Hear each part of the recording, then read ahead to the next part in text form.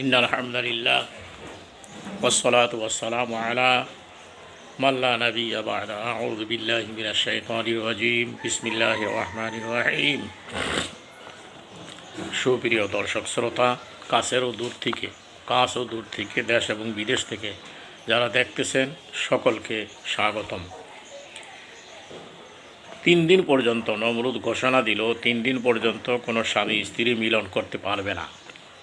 এই আদেশ অমান্যকারীর শাস্তি মৃত্যুদণ্ড। সে সেনাবাহিনী দিয়া প্রত্যেক বাড়ির দরজায় দরজায় বাড়িতে পাহারা লাগাই দিল।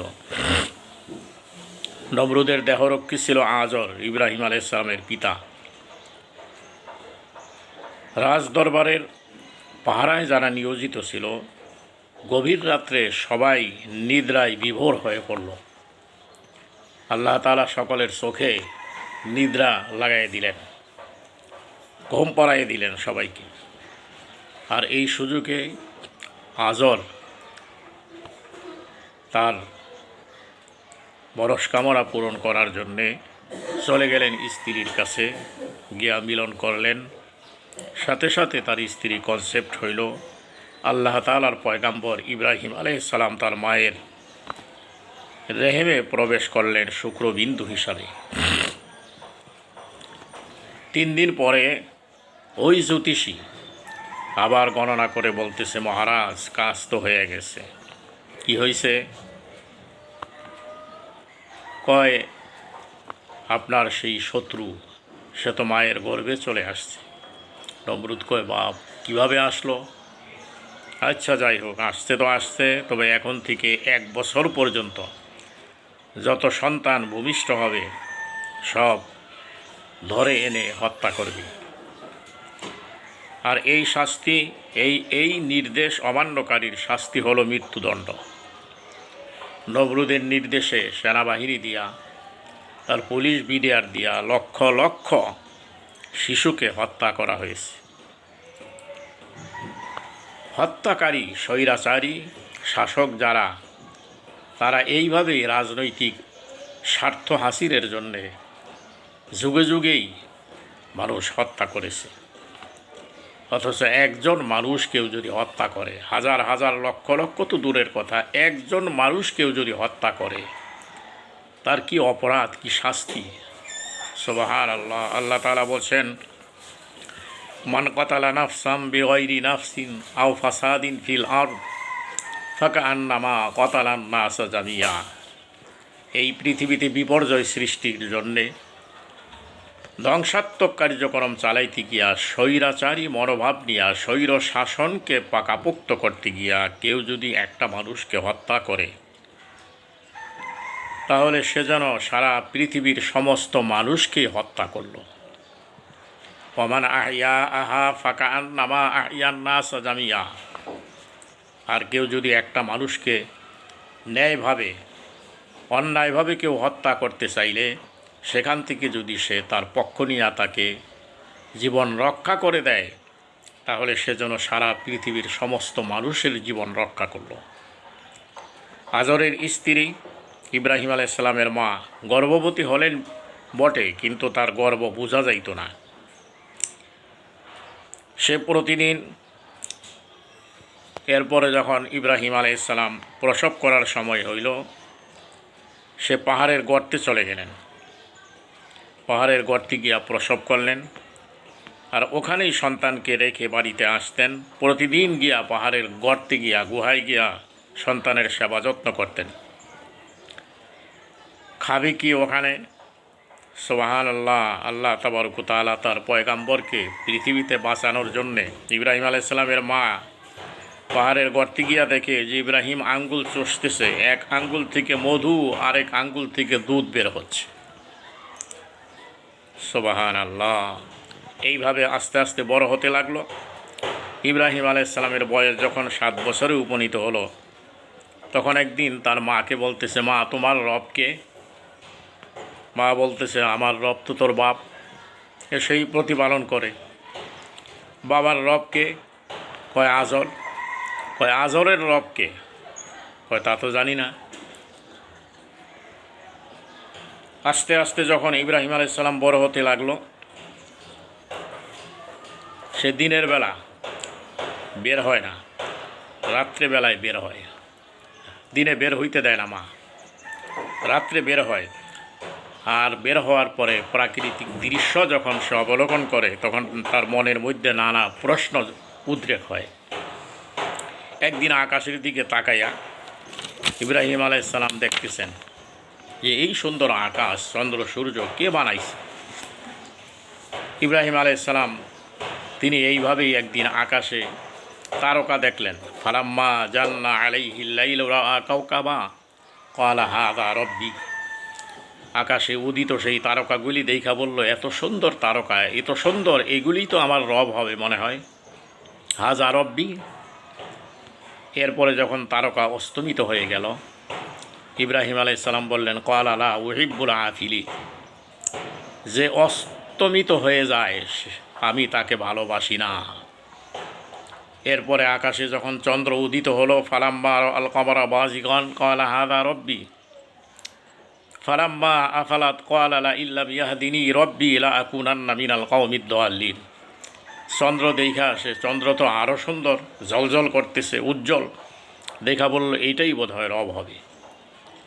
এরপরে যখন চন্দ্র অদৃশ্য হয়ে গেল, ডুবে গেল, তখন বলল যে ক্বালা লা ইল্লাম ইয়াহদিনী রব্বি, নিশ্চয়ই আমার রব যদি আমাকে পথ না দেখান, লা আকুনান্না মিনাল কওমিদ দাল্লিন, তাহলে অবশ্যই আমি পথভ্রষ্ট বিভ্রান্ত জাতির অন্তর্ভুক্ত হয়ে যাব।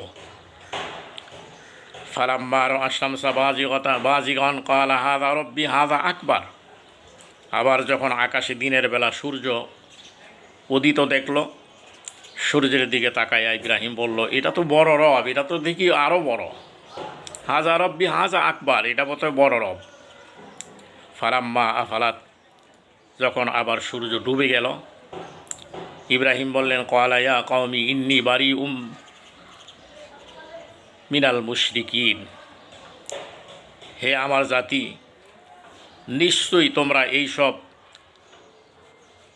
প্রতিমার পূজা করো, বিভিন্ন জিনিসের পূজা করো।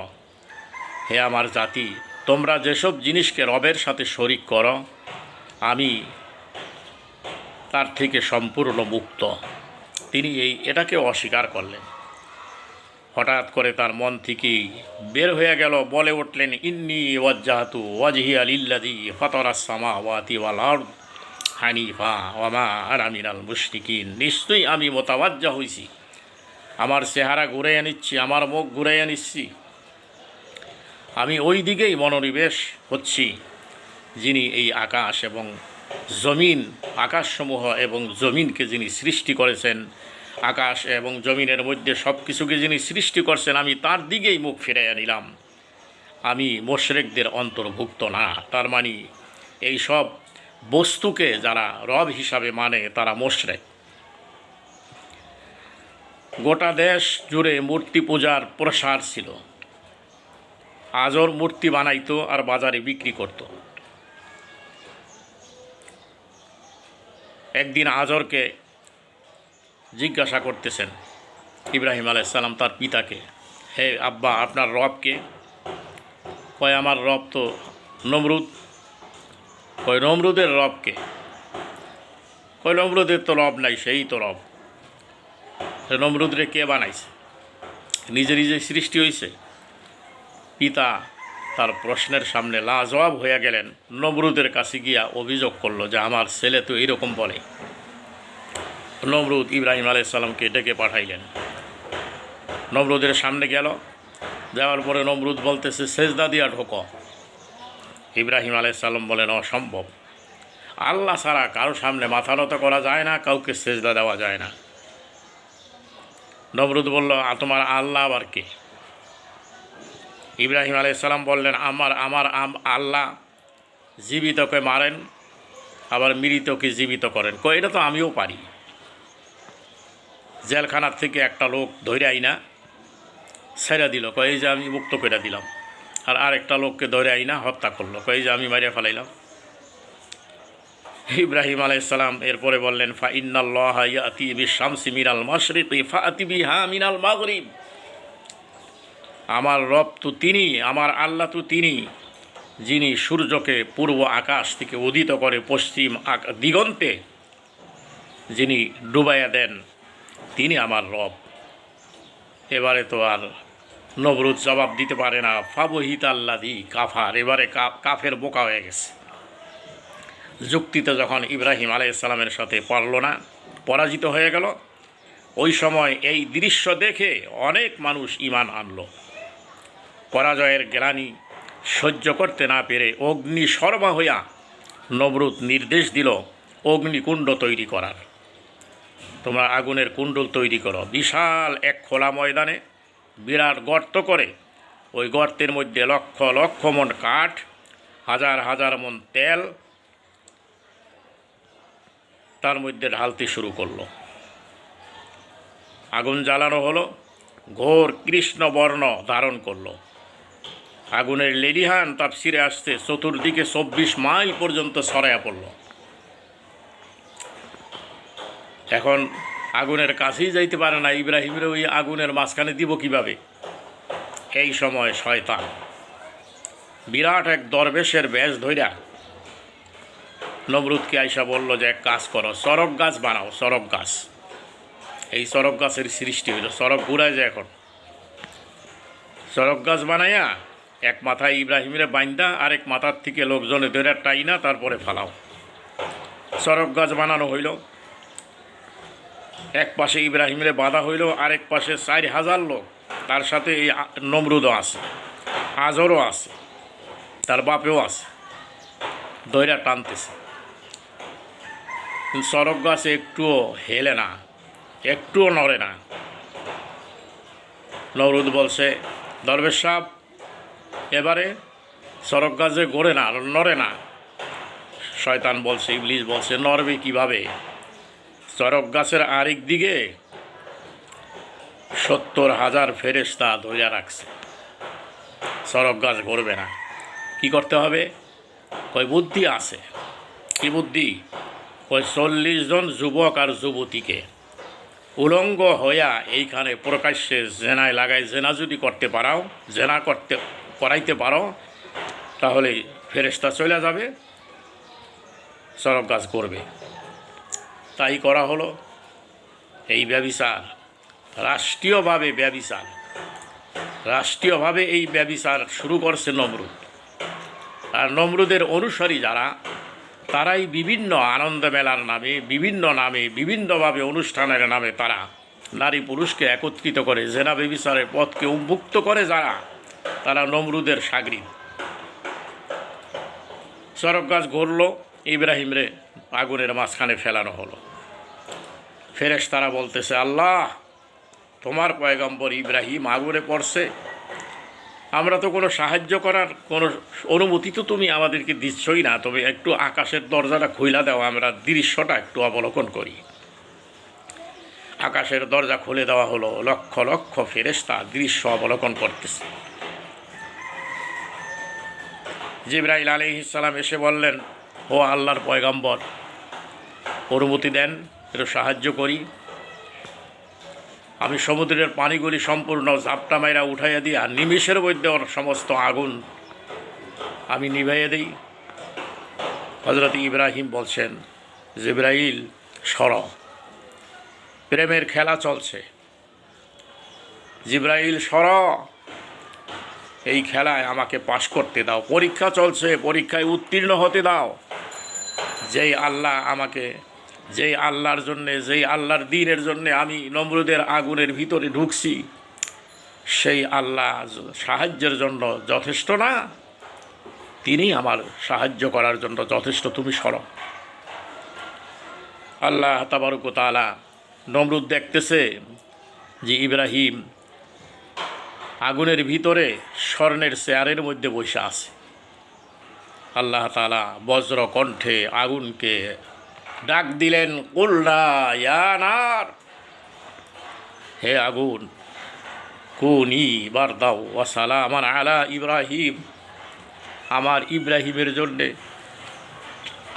তুই শান্তিদায়ক ঠান্ডা হয়ে যা, শান্তিদায়ক ঠান্ডা, বরফের মতো হইস না, এমন ঠান্ডা হ যেন শীতাতপ নিয়ন্ত্রিত ওই এয়ার কন্ডিশনের মতো হয়, এমন ঠান্ডা হয়ে যায় আগুন। তাই হইল ইব্রাহিম আলাইহিসসালামের এক গাছা পশমও চলল না। এজন্য কবি বলছেন, আজ ভি হো জু ইব্রাহিম কা ইমা পয়দা, আজ ভি হো জু ইব্রাহিম কা ইমা পয়দা, আখ কর সিকরি হ্যায় এক আন্দাজ গোলেস্তা পয়দা। ইব্রাহিমের ইমান যদি আজও থাকে কারো মধ্যে বিদ্যমান, করতে পারেন অগ্নিকুণ্ডকে খবসুরাত এক গুলিস্তান। আজকেও ফুলবাগান বাড়াইতে পারে আগুনকে, যদি ইব্রাহিমের মতো ইমানি পরীক্ষায় কেউ পাশ করতে পারে, সেই ইমানদার। আল্লাহ তাবারক ওয়া তাআলা গোটা দুনিয়ার মুসলমানদেরকে এই ধরনের ইমান অর্জন করার তৌফিক দান করেন। পরবর্তী আলোচনা সাবস্ক্রাইব করে আমাদের সাথেই থাকুন শোনার জন্যে, ইনশাআল্লাহ।